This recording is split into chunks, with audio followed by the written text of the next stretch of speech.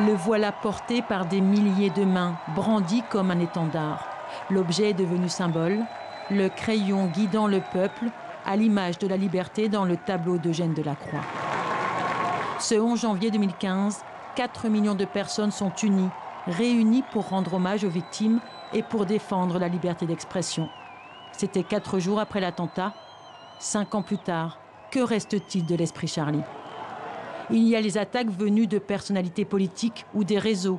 Il y a les « je ne suis pas Charlie », les « je suis Charlie mais », les « ils l'ont bien cherché ». Mais selon un sondage publié mardi, 59% des Français se sentent Charlie.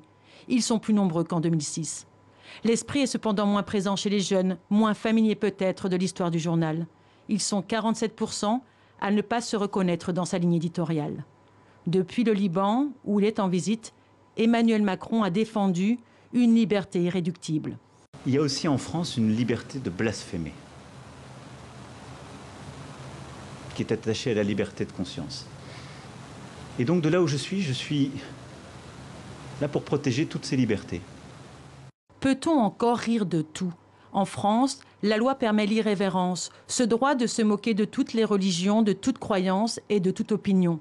Mais ces derniers temps, la peur de déranger s'est installée. Ce que disent beaucoup de journalistes, d'écrivains, et encore la rédaction de Charlie, c'est qu'il y a eu de l'autocensure après les attentats.